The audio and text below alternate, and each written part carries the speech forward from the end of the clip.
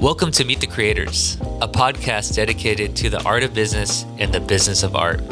Tune in to better understand the value of creative minds in marketing and business as we build the bridge between business and creative artists.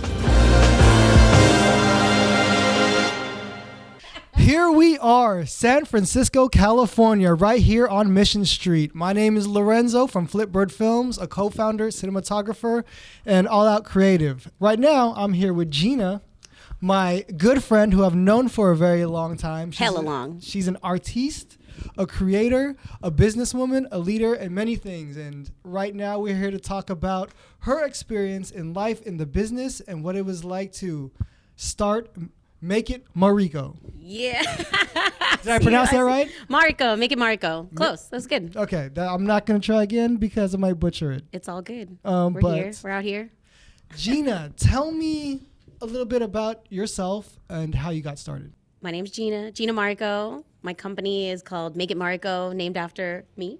Filipino and Japanese. Hey. A lot of people don't know that. I'm Japanese and proud, and Filipino and proud. I run a bunch of companies, I guess. I really talk about myself as these days I explain myself as an experienced designer. I do events, I plan events, that's how people know me. But the way that my work has evolved over the years, it's really more about experiences. So my main company is Make It Mariko. We're an experiential events agency led by women of color. And our whole thing is about creating magical, meaningful moments for the community. That's awesome. Can you tell me how you got started in that craft that you're doing now? How were you drawn to it? What's the evolution of that? You know what's hella funny, actually? I'm just remembering this now because we were saying that we went to high school together. Yes, ma'am. My first event ever was at Sacred Heart, actually, in high school. So I used to be on this dance team at SH. They called it Step Team back then, and I was one of the co-leads. And it's a high school full of nuns and religious folks, right? And so here we are, the step team, we're dancing to hip hop music. Of course, there's cuss words, and all they hear are cuss words. But for us, it was culture. There's something deeper behind the music. So if you look behind the cuss words, then you can understand. So I wanted to create something to help educate the community about hip hop culture. So I started my first hip hop night at Sacred Heart, and I was in a dance team at that time. I invited my friends. I invited this rapper crew to come from my friends from Daly City. My homie George Anzaldo, Kuya George, did this amazing backdrop, a graffiti backdrop. And we had hella people come through, and we had this amazing positive night of hip hop culture. And that was my first event. I planned it in this little notebook myself, so. Why you said you wanted to kind of help the community learn about hip hop, and then you organized a whole event from that. Where did that come from? Was that just natural to you? Were you just driven to do that? It's at the time, that's such a good question. I honestly don't know where it first came from. But I've grown up going to events, and people tell me all the time, where does your initial inspiration come from? And part of it too is just my family parties. Hey, there it is. You know what I'm saying? As a Filipino, Japanese American, I grew up going to hella family parties. And Filipino culture especially, we're hella open. Everyone's invited. There's food for everyone. So that was kind of my first experience at an event, what that looks like, and how all I knew is how I wanted it to feel. I wanted it to feel welcoming. I wanted everyone to feel comfortable and for people to just have fun. So that's all I knew at that time. Right. So you were able to enjoy your family parties. You took things that you loved and you turned it into you found out you had a passion for it, and you're able to organize around it and get people involved. Absolutely. How did that lead to you building Make It Mariko? So I think the evolution continued with dance. So I'm a dancer. I did hip hop choreo for hella long. Later I started freestyling. I learned whacking and punking. And later on in college, I went to Berkeley and I started directing another dance company, a professional team. It's called Funkonometry SF. If you know what that is, you're probably old. Well, I know what that is, so. So I became the executive director of Funkonometry SF when I was 21 or 22 years old. I was still at Berkeley. running a 501c3. Wow. Because my homie, who is the co-founder, shout out Kawai Lin, passed it on to me and said to me, like, Gina, you're the only one who can take it over. And I was so in love with this company. Like, how do you say no to that? Right. So literally, once I became director, I'm going to age myself again. I went to Barnes & Noble and I bought a book called How to Run a Nonprofit for Dummies. Wow. And I read it cover to cover, and that's kind of how I started to teach myself how to run a nonprofit and start producing events. Wow. Okay. So, executive director, artisan creating experiential events. Yeah. But what made you start your own company? What was your evolution after Funkonometry? Where did you? So, and even with Funks, like I was just doing like dance classes at first. Right. It was like community classes at WSPA, at City Dance. We did workshops, and those were big. And it actually became at a point where I was like, I want to do my own dance show. Because we would go to SoCal all the time and watch all these huge dance shows like Body Rock, Bust a Groove, Vibe. And those places were dope, and the energy was dope. But for us, coming from the Bay, we didn't really care about competing. We always came to showcase, right? And we just wanted to kick it and have fun. That is, yeah. But everyone was so serious about competing, and we weren't. So I was like, let's make our own show, and the whole focus of the show will be about building community. And so we created the Sock Hop. That was our dance concept. And instead of being a one-time show competition, we did a 3-day weekend. And the main focus was like bring all these dancers together from around the country and participate in an entire weekend of events so that we could like bond, we could play games, we could meet each other, and we could build. And yeah, we're gonna fucking dance too, but it's really more about us building. Building, bonding, creating. Absolutely. Community. Meeting each other, so like creating that community. And so that show, when we launched it, we were able to get the Regency Ballroom. So if you know, if you're from the Bay, San Francisco, you know Regency. It's a big ass venue. I went to my first rave there. Damn, That's something else, though. Girl too. But like that was my first big show, Regency Ballroom, and I'll never forget when I was there and I had my headset on, I had my clipboard, and I was doing the pre-event meeting with all security, and legit, it was like these 6-foot-tall, big-ass dudes, and then me, this tiny little Filipino with a clipboard, Right. and I was like, what's up?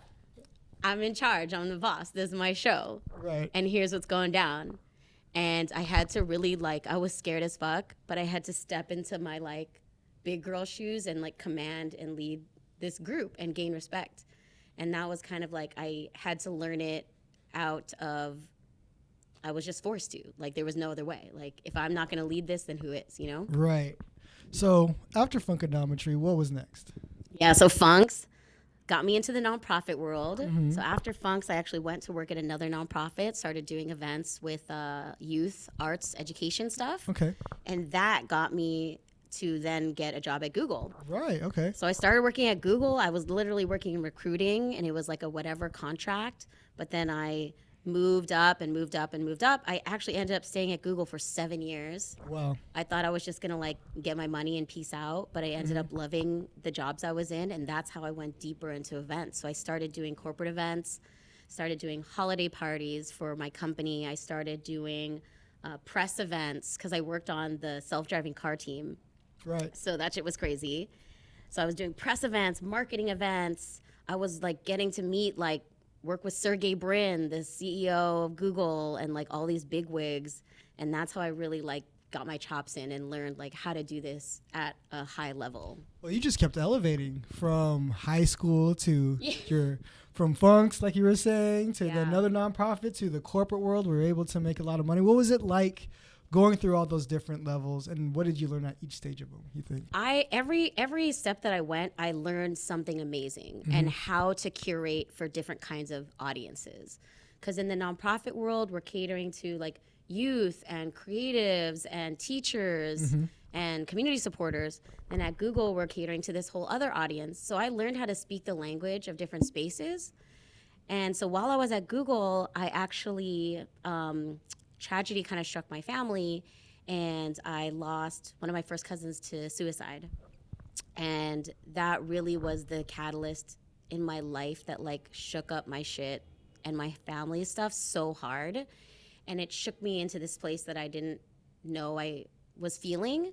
And this is at the time when like, you know, all the Google buses were like rampant in the city and people weren't happy about it. And I would literally stand on the street waiting for the Google bus in San Francisco, and cars would drive by. And I remember thinking, I wonder if they're looking at me, thinking something about me. And in my head, I would think, I'm not one of them. Like I was feeling like I'm a city girl. But here I am getting on the Google bus like I was some kind of traitor. Right, yeah. But I was just going to a job, you know? I was working my job. So it got to the point when I lost my cousin, I was like, I don't think this life is fitting me anymore. I don't identify with this life. I'm feeling at odds with myself, and I need to feel like more in my skin every day, not just on the weekends and after work. Right. When I would go to dance parties and blah, blah, blah. So that was the catalyst of really wanting to start Make It Mariko, because I was like, I can do this. Let me try to do it on my own. And so that's when I went part-time at Google to start the company. So I still had 1 foot in, 1 foot out for at least 2 years. I mean, that's really smart. And that also takes a lot. That's really smart. You didn't go all in right away, but you had a plan, you set out. And to do what you did, to make a plan to step away from a corporate, you know, stable, cush job, takes a lot of courage. Yeah. It was scary. It was hella scary. And I highly encourage anyone who's thinking about it to take the steps that feel good to you. That whole narrative of like, I'm quitting, F all of you.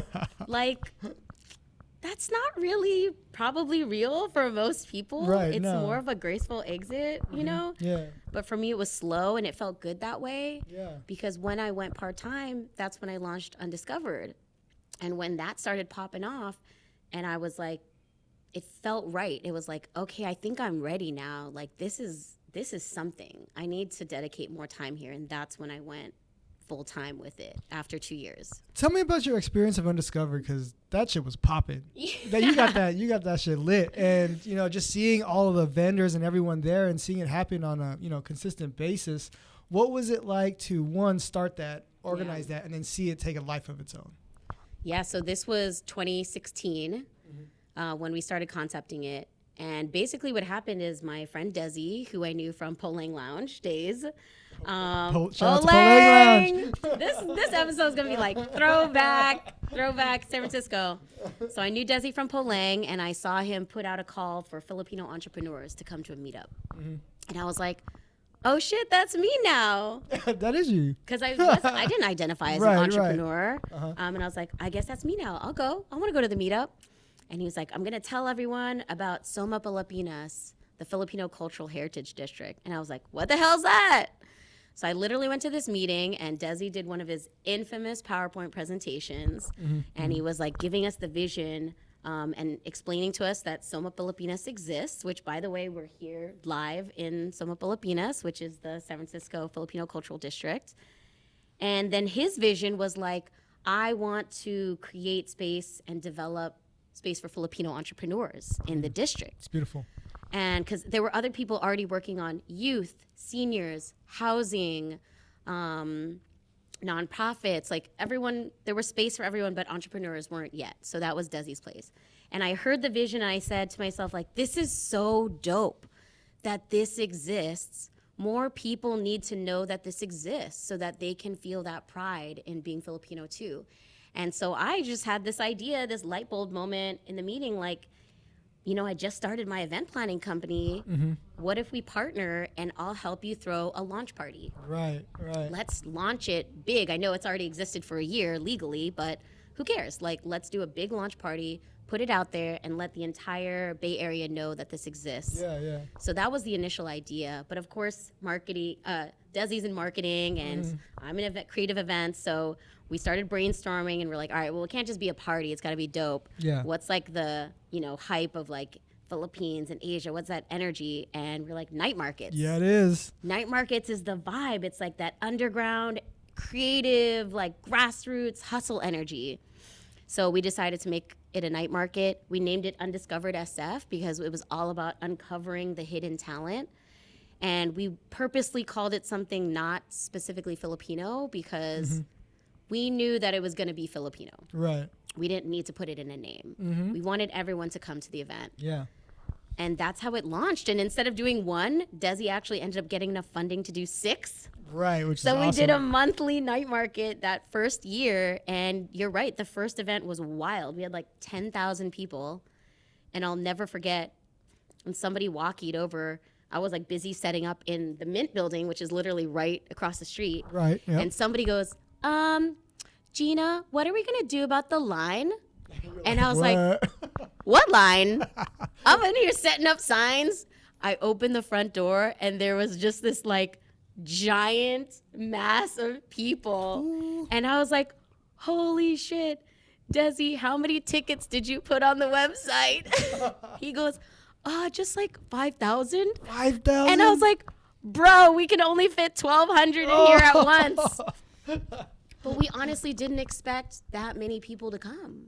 Oh, wow. Like, I was like, if 5,000 people come the whole day, I'll be happy. Yeah. But people rolled out hard. They came from like Stockton, from like Vallejo, and it was just wild. So It's the power of the people, power of community right there. it is. I guess we're better at marketing than we thought. I mean, what an amazing like first step in, in that.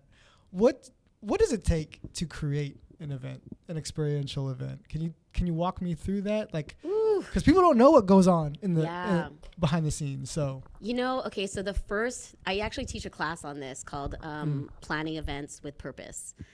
Because the first thing that people think when they're trying to plan an event is they go straight to like, well, what's going to be there? They go straight to the what. Like, okay, we're going to have a DJ and we're going to have food trucks and we're going to have this music and this speech. Like, they go straight to the what. But for me, the first thing has always got to be the why. okay, So because people just say like, I want to plan an event and I want there to be a DJ. Oh, cool. Why? Well, because I like music. Well, what else? So you got to dig deeper. Like, well, what's the bigger thing that you're really trying to accomplish with this event? What are your goals? So for like Undiscovered, we didn't just want to throw a market. We were trying to uncover San Francisco's hidden talent. We wanted to create a space for people to feel proud of being Filipino. We wanted to show people that the city's poppin', that there's so much creative energy here, not even still here, we've been here. So there's always like a deeper goal. And so I always say you gotta focus on that. And then once you have the why, then you can build the what. But if the what is not connected to a why, then you have to be ready to like even just toss it out. Because sometimes people go through creative process and they get stuck on one thing. hell yeah, they do. And they're like, but I have to have this thing. Yeah, Because that was my initial vision. But it's like, but if that thing is no longer feeding your goal, why are you doing it? yeah. So like coming back to that purpose is one of the most important things for event planning. And that's even, you got to ask yourself tough questions to find that, right? And when you do find it and you are able to execute it, it comes out in all of the little things, the details of the event that people notice. So Yes. I love the mindset. You can apply that, I feel like, to a lot of different art forms. Absolutely. Like there's nuance. Exactly. And if you're creative or an artist, like you notice those little things, those little nuanced things, and you're like, thank you for seeing that. Right. You're like, I put time and a lot of thought into that. What kind of feeling does that give you when you see someone noticing one of those details at your events or people having fun? How does that make you feel? Dude, it's like the biggest joy. It's the biggest joy ever. And that first Undiscovered, I didn't even really get to enjoy it. Like even that first couple years, I'll be honest, like the first couple years, because now we're going on season 7. Wow. Yeah. It's wild. Yeah, that's wild. The first couple years, it was a struggle. Like, I'll be honest. The fact that it even happened was a miracle. That first event I'll never forget. Everyone was having an amazing time, listening to Lyrics Born and dancing. And I was outside, like, cleaning trash Hey, and, like, washing the ground. At the end of the event, my whole family came. Oh. They were helping me pick up trash Oh, that's beautiful. at the end of the night. Yeah. And then I just, like, got in the car at 3 a.m. at the end of the night and just cried. Oh. Like, that's the reality of like birthing an idea into the world, right? And then now that we're in season 7, we get better, we get better, we get better. We advocate for ourselves more. I have more staff. So my whole goal last year at the end of Undiscovered was like, no crying, or only if it's tears of joy. Yeah. And also that I wouldn't be at the event alone at the end. And so it's like, hey, you advocate for yourself and you get better. And it was the best one yet. You know, it's beautiful you being able to involve the people around you, even your family, and, you know, in your accomplishments, right? So it's not your accomplishments alone, but it goes back to the idea of community. I want to go back to this idea of your approach to event planning, you know, defining the what. What are you actually trying to do? Did you take that same approach when you were making your business? That's a great question. Yeah, definitely. Absolutely. And I think that's why, I mean, just even the fact that the company was born out of tragedy, out of loss, out of death. I do this talk where I basically talk about how death brought me to life. Wow. Like losing somebody so in such a tragic way is actually what like slapped me in the face and woke me up and said, Gina, like, create your life. Wow. Is this the life that you want? Like, wake the fuck up. You could be dead tomorrow. So because of that, everything in Making Mariko is like rooted in an appreciation of life. So I tell people like my personal mission in life, it's so connected to the magical, meaningful moments, is because like my goal is always to create spaces that remind people of like the beauty and interconnectedness of life. It's lovely. We're never alone. And events are so beautiful because we get to bring people together with a shared purpose and a shared goal of like showing each other that we're not alone and that we have so many commonalities with each other. So those are the things that I always want to create. That is awesome. You're talking about an appreciation of life and how that's ingrained into your company. Can you talk to me about the values that you've founded the company on and how that, I guess, kind of shines through your execution and how you approach the business? Yeah, totally. So one of our first values is experience first. And we like to kind of explain that by saying people over Pinterest photos. What does that mean? So like Pinterest, right? It's kind of like an angel and a devil because it's so beautiful. You get all this inspiration of like visual things, but it's also a devil in the sense that like people get stuck on that. And they're like, oh, my shit has to look like that Pinterest thing. Otherwise, it's not worthwhile or it's not good enough. And for me, it's all about the experience. Like at Making Mariko, we're always going to design beautiful things, beautiful aesthetics.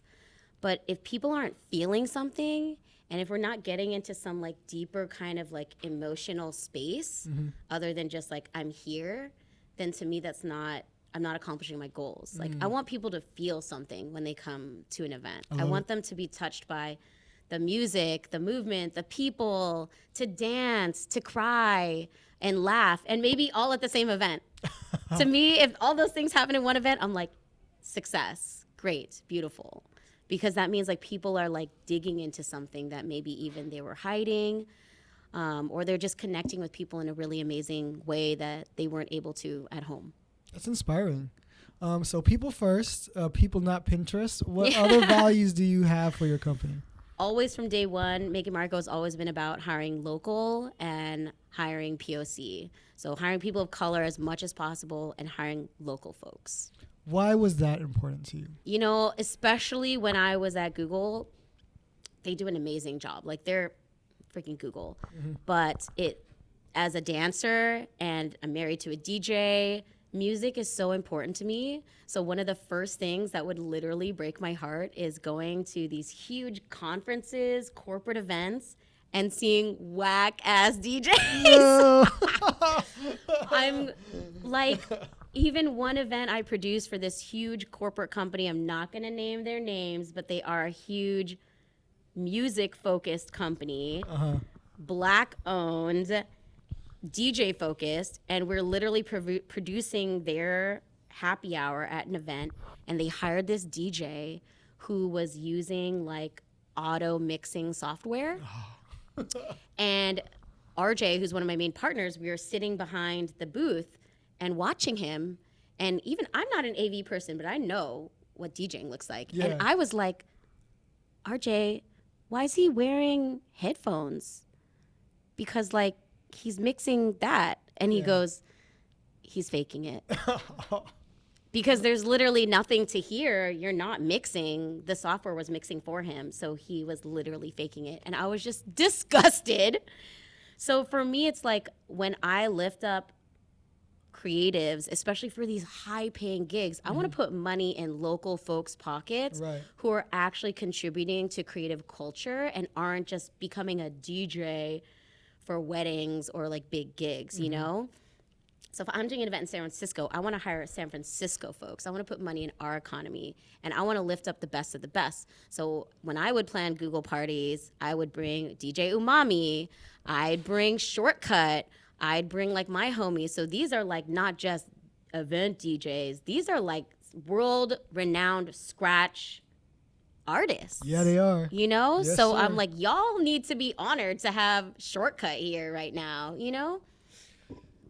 What do you think the importance is of having authentic artists and like people of color in an event? Do you think people can really feel that? Do you think it shines through? I think that if you don't know an art form and you don't know any better, then it's hard to tell. But I think part of what the beauty of events is introducing people There it is. to something new.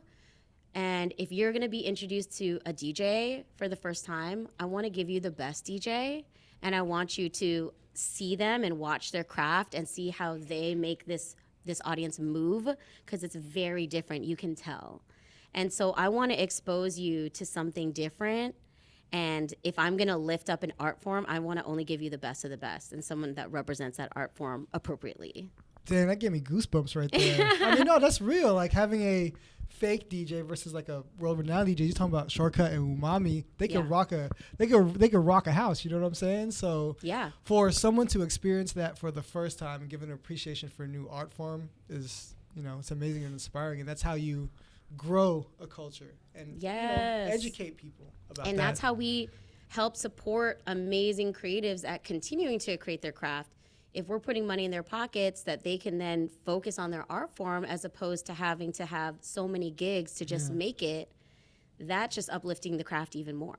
You know, that brings up a good point. What was it like for you having a passion for this art form of creating experiences for people and then trying to turn it into a business? It's a struggle. I mean, like any small business or entrepreneur will be like, it's hella hard to get started, right?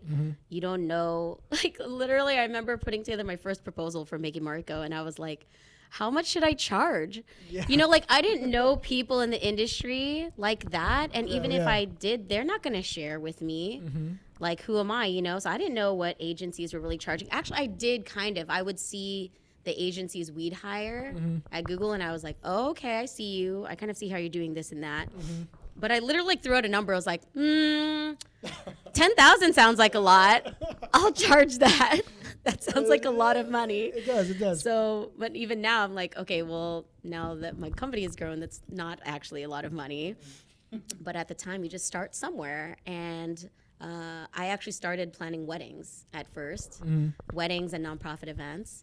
And I just learned from there. And then I started like making friends. I met like one other Filipina event planner, and we became close friends. Then we can like talk with each other and actually like ask questions.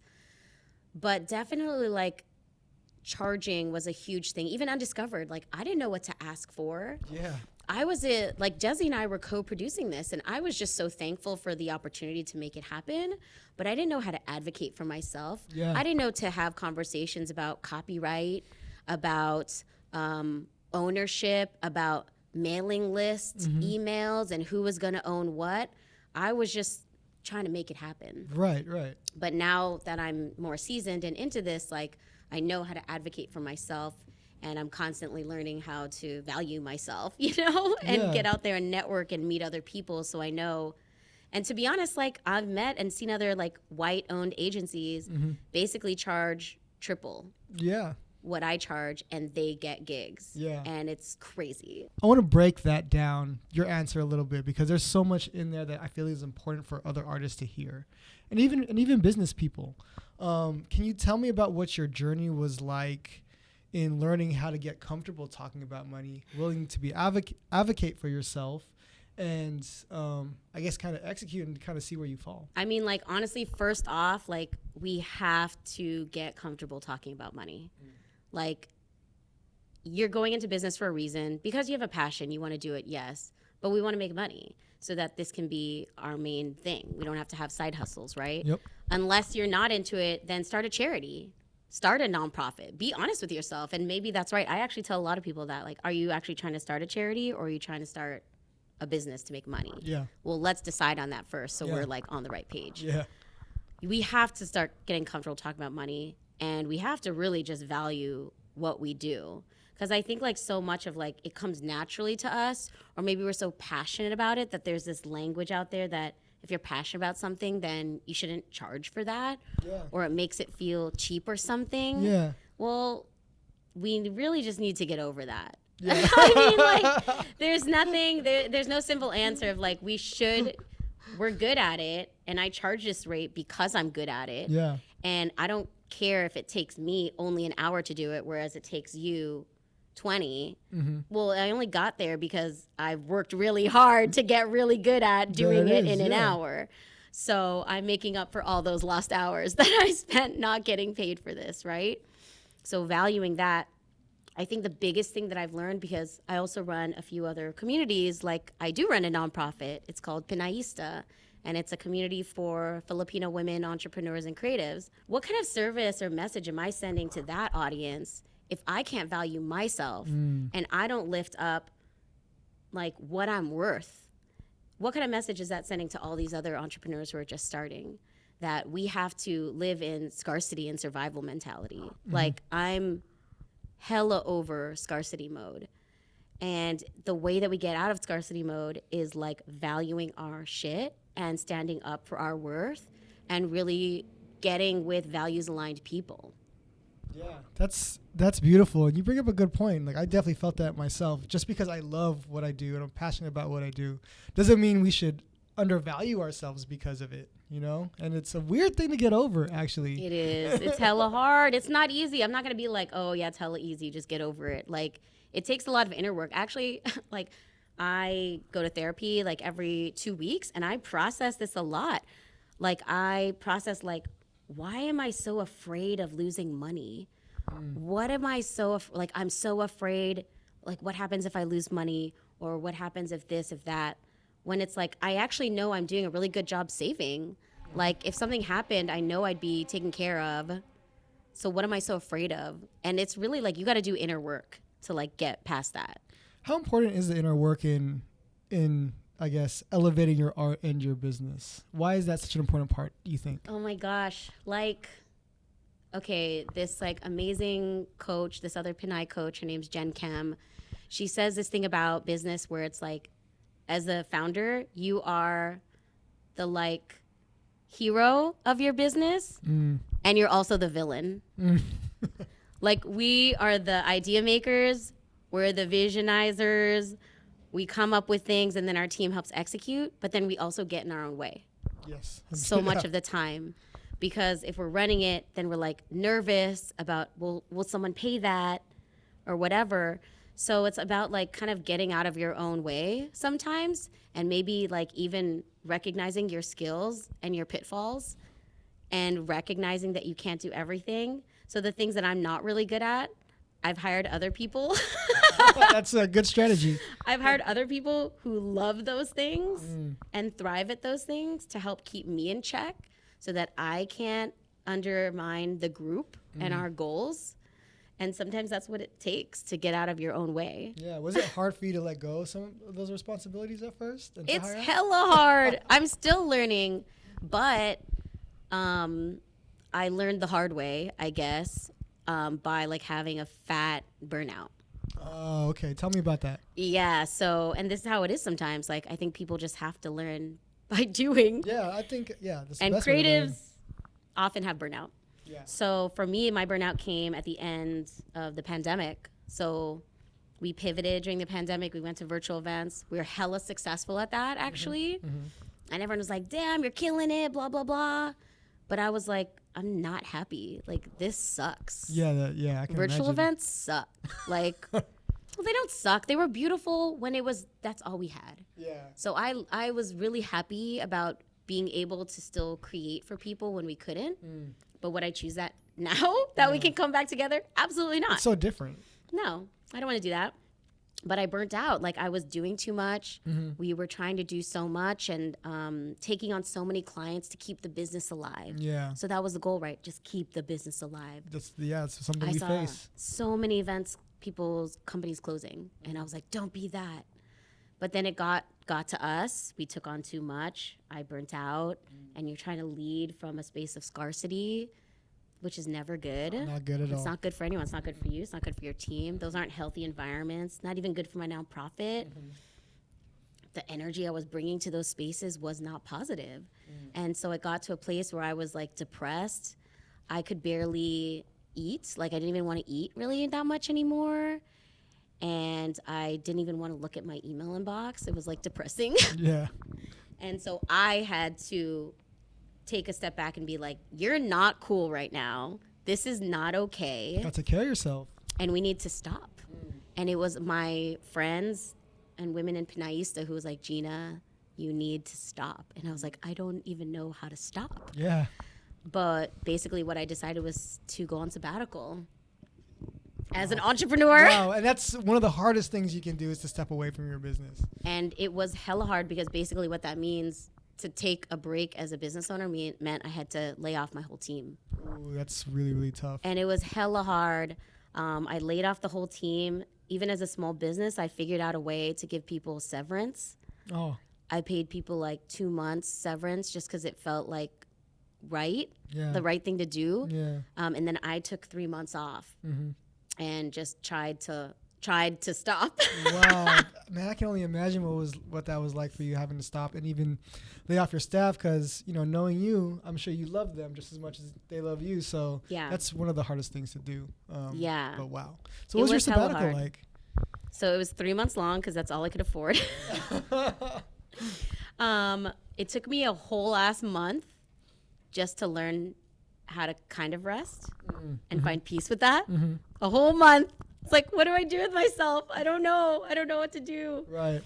And then I started leaning into it second month, and I really prioritized being with my family, spending time with my new baby nephew who was born, working out. Hey. Holy shit. It's medicine right there. It is. So I have these other homegirls. Shout out the Chalogs team. I don't know if y'all have been to Chalogs, the restaurant I have not been there. in no. Daly City. They serve salogs and all kinds of Filipino food. Right, right. It's cracking. During sabbatical or before sabbatical, they would tell me like, Gina, you should come join our workouts. We work out every Tuesday through Friday, 8:30 a.m. I was like, oh, that's really early. That is really early. And I was like, I don't know if I could do that. They're like, just check it out. And I was like, all right, I guess I'm on sabbatical now. I ain't got nothing better to do. Yeah. So I showed up, and they work out 8:30 to like 9:30 or 9:45-ish, and then they go to work. And I was like, do you guys literally do this every day? How do you have time for this? How do energy. you run the business Yeah. and do this Yeah. every day? It was like unfeasible to me. I was like, there's no way I'll be able to do this when I go back to work. Because I used to be a slave to my inbox, Yeah, yeah. But I did. Like, I started working with them during sabbatical, and afterwards, I literally I came back to the work, and I put a hold on my calendar, 8:30 to 10 every morning, workout, and I even put into my contract that meetings would only take place between 10:30 and 6. As Making Mariko as a company. I love that. That's awesome. We gotta Absolutely. start doing that. It's in the contract, and then I put meetings before or after these times will incur additional fees. Ooh, okay. Because if you're Let's going to make go. me miss my workout, my energy is going to be off. So you're going to pay me more for that because Hey. I am not a morning person. Hey, note that. Let's put that in our social media, because more people need to do that. Take care of yourself so you can take care of other people. And your business. Boundaries. Yeah. So it was like this cheesy statement, but like, on the airplane, they say, put your oxygen mask on before helping others. Yeah. It's hella real as a business owner, because we're always prioritizing the business and our people first. Always, yep. And then we just do whatever needs to happen to make that happen. But the reality is, if you're not cool, then your business isn't cool and your people aren't going to be cool. And if anything, you're like spreading toxicity to them. So you got to get right with yourself if you even want to try to accomplish any of those big visions you have for others. Right. I mean, I even love the idea that you surprised yourself by doing something you couldn't think you could do. But what do you think allowed you to push past that and turn it into a routine and now provide so much importance to it that you're putting in your contract that you can't have meetings during that time? What was it about working out that did that for you? I think it's just about changing narratives about yourself. I had created this narrative in my head about what it meant to be the entrepreneur, founder, owner of a business. What was that? And that was like, I have to just be working. Like, I have to hustle. I gotta grind. I have to work. Otherwise, it's not gonna happen. And I'm not gonna reach this goal. But then when I finally took a step back to rest and reflect and like think about, well, what is really my goal for my life? How do I wanna feel every day? What kind of energy do I want to put into the world every day? Now, how do I build a business that is centered around that? Oof. So it becomes not even about what's the product I want to sell, what customers I want, what clients I want. It became about how do I want to feel every day? And how do I design a business that makes that happen? And that's really the goal. That's awesome. That's beautiful. How do you feel like you're doing at that now? How's it going? Report card check. I feel like I'm doing pretty good. That's great. I feel actually really proud of myself at like where I'm at now versus like where I was at a year and a half ago. I feel it's not perfect, but I'm definitely catching myself. I catch myself like slipping into old patterns or hearing those same narratives in my head. And I'll catch myself and I'll just be like, fuck that. Can't slip back into like can't slip back into it. I hear it and it's okay. Like I've recognized like I read this in a book, I forgot which book, but they do it use a car as like a imagery. So you're in the car, your life is the car, and there's always a part of you, one of you that's driving. But sometimes there's this voice that's like, you're not going to make enough money or you're going to fail. Okay, well, that's fear. So then, like, see fear as a passenger in your car, but they're in the back seat. Not the driver. They're not driving, no, but they're there. It's like, I hear you. I see you. Thank you. Just chill back there. Like, be cool. It's not your turn, but I hear you, you know? Yeah, because you can't completely get rid of fear, but you can learn how to interact with it. Yes. Oh my gosh, I love the way you said that. You can learn how to interact with it. You can learn how to engage with it in a healthy way. And you can also see that they matter.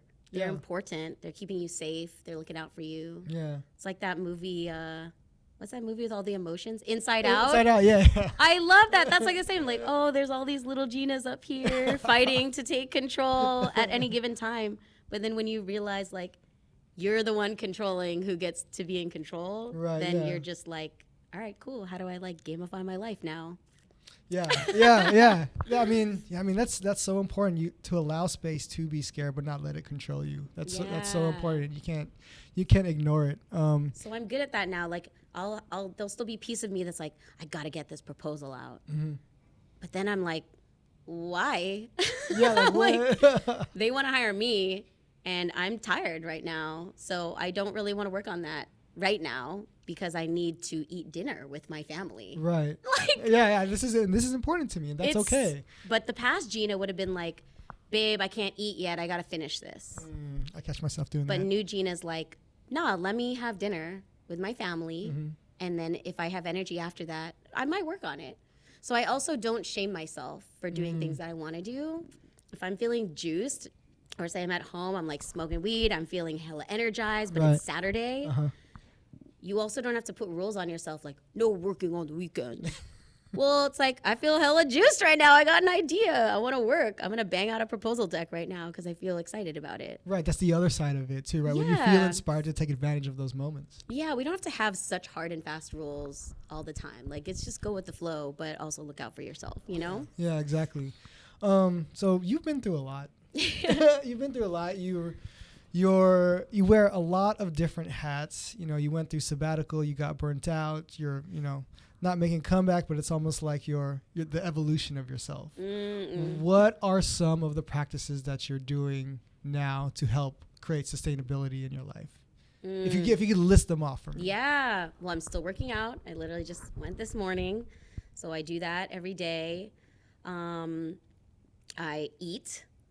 Like, these are some basic ass shit, right? I mean, like, eat food, like, when you're hungry. Yeah. And actually, that's a new thing for me, too. Like, if I'm not hungry, then I don't need to eat. Yeah. But when I'm hungry, I should eat. Yeah. So you don't have to force yourself. I try really hard to prioritize my family time as much as possible still. Like, I want to be with my nephew, like, once a week if I can, and see him, see my parents. I prioritize creative time. And now, as like I'm finally only in year 8 of Make It Mariko, I feel like stepping into my like CEO shoes or whatever, and I'm actually trying to pull myself out of the day-to-day business. So I actually realized I don't need to be like event planning anymore.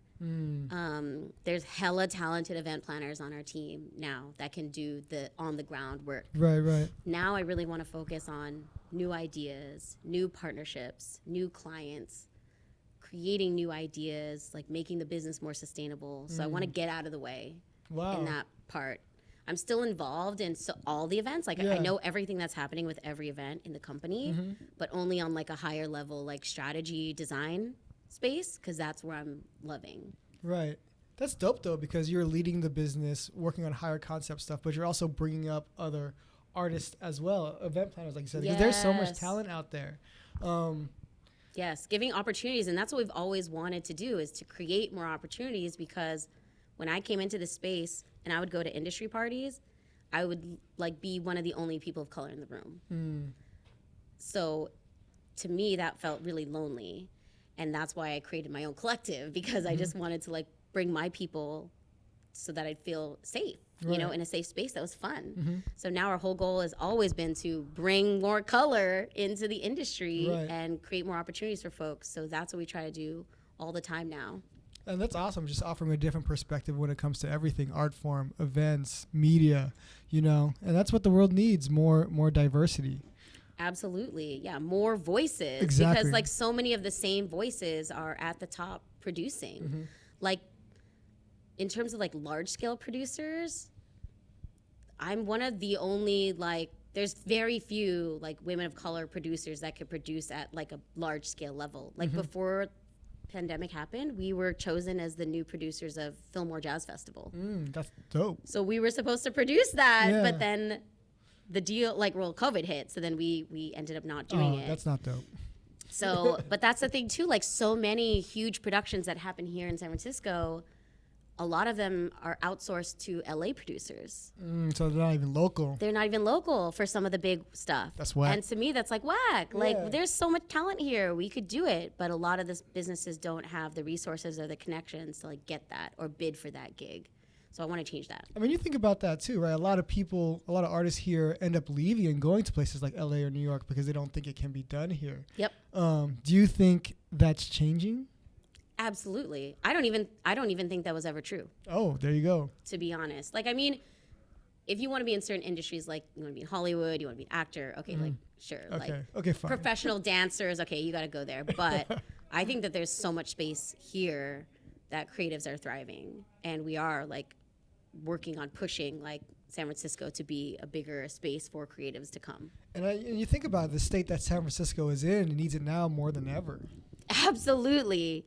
We need creative change. Like when times change, when the economy changes, we need artists to reimagine what space could look like. It's always artists, it's always creatives that are pushing, it doesn't need to look like this, let's do this instead, you know? And then it becomes socially acceptable, it goes mainstream, and then now everyone's adopting it. But always comes from the mind of an artist. I love that. I want to take a step back a little bit and kind of dig into your experience as a woman CEO of color. Yeah. What has that experience been like? And do you have any advice to maybe any other women artists or even women that want to be a business leader to them if they're just starting out? Ooh, it's so hard because I've been disrespected so much on my own events. Like, I've been at weddings I've produced where, like, a white man, like, patted me on my head and told me I was so cute. I'm like, thanks, bro. I'm not a child. Or just, like, men in production talking down to me, calling me sweetie, calling me sweetheart. And it's like, you have to constantly stand up for yourself and, like, hold your ground. Yeah. So I think it's hard, but like, we can do it, women can do it, and it's about like finding your power in a way that feels authentic to you, because you don't want to be overly like a bitch, you know, you don't need to do that. But how do I be me? How do I feel comfortable enough being me and showing up as me, and also standing up to bullies and holding my ground in my space? And it takes practice, you know. So even and in those moments, I'm like, I don't even know what to say. I'm so shocked right now. Yeah. And then you're like, if this ever happens again, this is what I'm going to say to him. You know, you're like prepared with your comeback for next time. But I would say, like, trust your gut. And it's really hard for women too, because sometimes other women are the main bullies. Yeah, that's interesting. And it's really hard when it comes from your own people. Even like as a woman of color, sometimes it's exactly other women of color. Why do you think it's like that? Scarcity mentality. Because we don't have access to opportunities. So we think that there's maybe only one spot. And if it's going to go to you, then that means it's not going to go to me. It becomes competition. And it becomes competition. But that is all a false narrative. We're creating that narrative. There's space for all of us to thrive if we like work together and share. So that's why we do this like women of color in events meetup and gathering every month. We're trying to get women of color in events to come and build communities so we can have support system, because it's not a competition. We can all share work. There's enough work here for everyone. So that's hard, but like listening to your gut is always gonna like be a winner, because people are always gonna try to convince you that this is good for you or you shouldn't be doing that.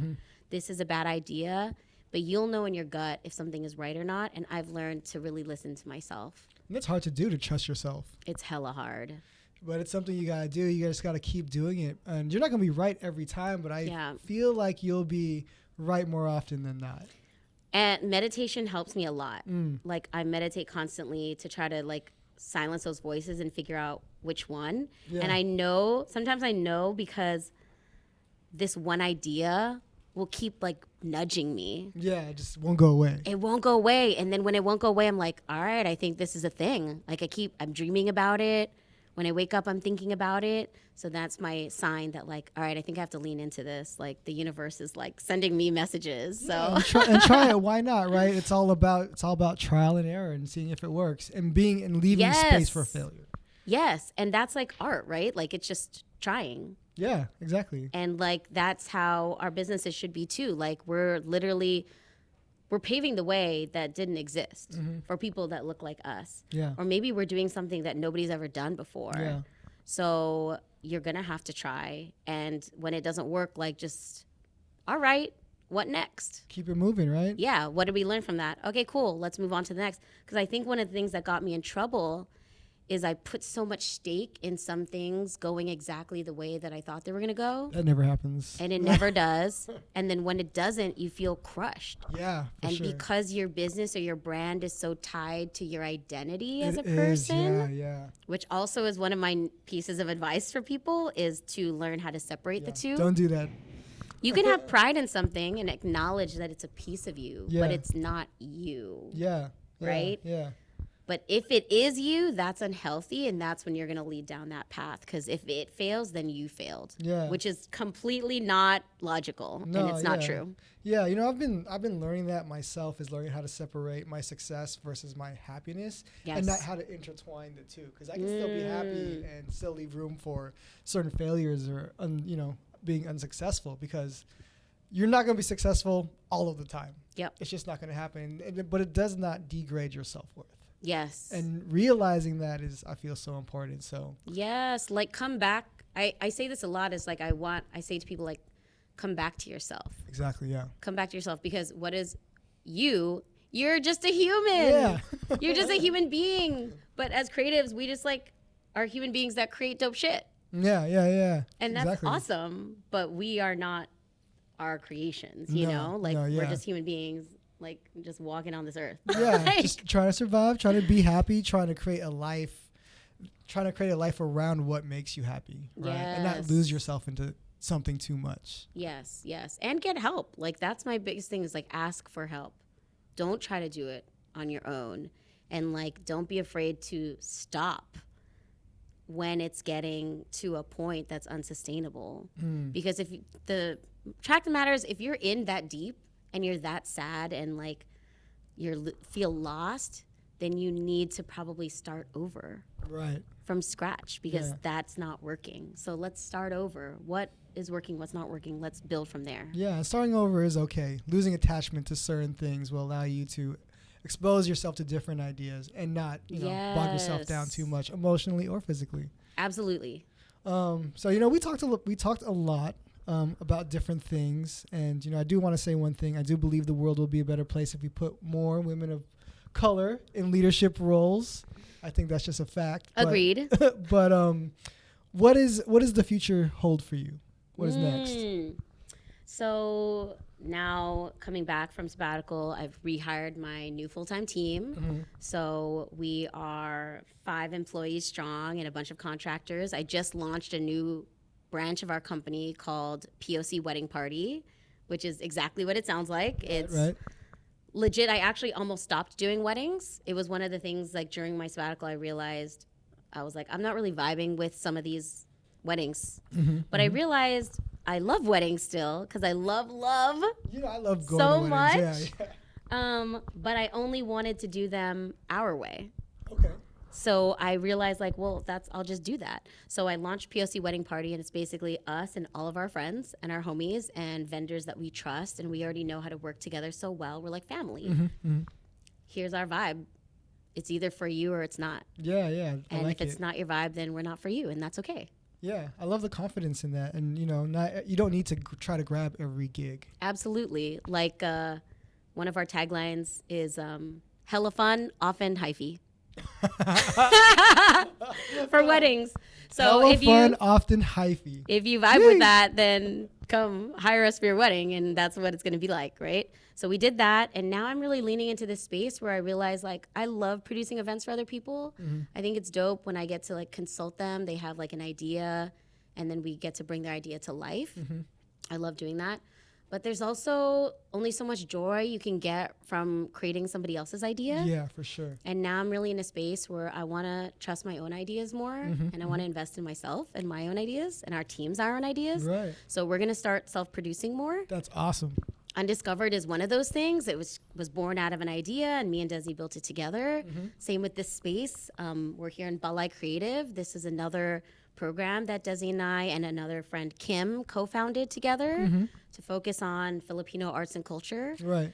And I really want to invest in those ideas. It's scary to me because I'm used to somebody being like, here's some money, do our thing for us. Yeah. And now I'm going to be raising the money myself, selling tickets. So there's like a little bit of a, question mark there, but it's worth it because I recognize we have hella good ideas. Yeah, yeah. And I think that people want to see them. So right now I'm working on a new concept called POC Food and Wine Festival. Hey, okay. And I love wine. I actually got a wine scholarship to take classes During my sabbatical. Very cool. I've always been in love with wine, and I wanted to learn more about it. So we're going to launch our own festival that really is about uplifting POC chefs and winemakers, people in that industry, just people who love good food, good drinks, and experiences. So we're going to launch that sometime early next year. That sounds like hella fun. I know, right? I'm basically just like, I want to create stuff that's fun for me. I'm pretty sure other people will like it too. But the bigger goal that I'm working on is buying our own venue. Okay. Yeah. That's a big task. It is a big task. And actually, that was one of the things I started doing in the pandemic. So I actually, during the pandemic, verbally raised $700,000 from all women of color investors. Wow. So that we could buy a 25-acre property to turn into a venue. Wow. We negotiated it for like 3 months, And then I ended up walking away from the deal Wow. because they were suggesting some terms that I was just like not down with. And I had to listen to my gut. I was like, this isn't right. Yeah. It's not it. Yeah. So I walked away. But I actually realized I had to grieve that loss. Yeah. Because I was like doing it for over 7 months. It was kind of like I was like birthing a baby. And I don't have babies, but that's just like my idea, you know? You're like, and then I had to let it go. Yeah. So I had to, that was kind of part of the reason of the burnout. Right. So now that I'm in a stronger place, I'm still working on building a team. We're looking to next year start to raise that money again and look for a new space that we'll call our own, because I'm basically tired of putting all of our money into other people's spaces and seeing venues do things a certain way. And I'm like, I could do this way better, and it would be so dope in here, and the kind of people I could bring in here to create things. So I know that's the way. So I want to like make that happen, and it's going to be more like POC focused, not just women of color. Like I want it to be a family space that everyone feels welcome. You're gonna do it. It's gonna be the epicenter of community and culture. It's gonna be awesome. I hope so. I know it's going to happen. It's just about the right timing. And I'm feeling in a space where I'm more flexible to that too. I'm letting the universe kind of tell me when it's right, you know? Gina, thank you for sharing. I have one last question. Okay, here we go. What do you think the parallels are between art and business? But now I also want to add another layer to this. What is the parallels adding to like your personal life and how to make that sustainable? Do you see any similarities in process between making yourself happy, creating a successful business, and always innovating your craft? Oh my gosh. They're super aligned. They're like the same. I mean, art is like all about coming up with an idea, creating it, like seeing it come to life. This is working, this isn't working. Let me shift here. What's the original? Let me take a step back. Oh, let me get back in there. You know, that's like art and creativity. And even if it's like, if your canvas is a canvas, or if it's like a puppet like Ramon over there, or if it's a laptop with a presentation deck, those are all different canvases that you're doing the same thing, right? And that's like what business is too. Like you try something, it worked. Cool, let's do more. Right. It didn't work. All right, let's not do that anymore. Right. And then you got to take a step back. What am I doing? How am I contributing? Okay, let me get back in there and try again. So you're just like constantly iterating and being in flow. Right. That's my word right now, honestly, is flow. Is like, how do we get in a flow that feels good and it's healthy and it's creative and it's also strategic, but we're just moving, constantly moving. Trial and error, right? I mean, you take that same approach with your own life. My life is like that. I love it. Like, one of my favorite things about San Francisco is like random, spontaneous, adventurous nights. That's flow. Like, you're like, hey, you want to just hit up a homie? Like, you want to meet me at this bar? Cool, let's go. And then you're like, you want to go eat tacos? Cool, let's go. So you're just in flow. You're going wherever it feels good and what feels right. I think art is like that. I do that with a business. Like, sometimes I change my mind. But I try not to do it so often that it's like, you know, you don't want to jerk your team around. Like, you need to be, you know, have process, but you have to also bring people along that are down with your flow. And are down to flow with you and change, you know? I fuck with that. I fuck with that. Flow is so important. You lose track of time because you're in the zone. And you're just you're in a space that just allows you to be you, and you're following your gut, you're trusting yourself, you're allowing space for failure, you're interacting with fear, you're you know, you're creating and living. And, you know, I think for us, that's the goal, is just to find a way to thrive. Yes. And for me, like, my business, they say, like, don't take it personal. Like, no, how could you not? It's personal. Like, my business is personal. Like, the way that it was born, the way that my family's involved, it's all personal. So, like, everyone that comes in, I want them to be like family too. Gina, thank you so much for sharing. Is there anything else you would like to add or talk about? I'm like, I was at the end. I'm like, I don't know. No, I feel good. I'm just like, I'm really excited about what's coming up next. And I'm really excited to even be here with you all and like seeing what you're doing and what people are doing to put our voices out there and document. My homegirl who does PR for us, she runs Papa Lowdown Agency. She always says, like, everyone has a role in the revolution and everyone plays their part. As a PR strategist, it's about getting our work out into the news so that we can document our history. Yeah. And I think what y'all are doing with video is documenting our stories and documenting them so that we are like, no one can forget. Dang. Like we're forcing people to listen to us, and no one can say that we weren't here, that we didn't exist. Well, thank you for that. Any way we can support you and our community and our culture, we're here. Yes. Gina, thank you so much. Thank you. I'm Zoe. This is Gina. Make it Mariko. Make it Mariko. And this is the end of this session. San Francisco, California. Represent. We out. Thank you for tuning in to Meet the Creators. I hope you found value in today's episode. Don't forget to subscribe to our podcast, and please share with a friend.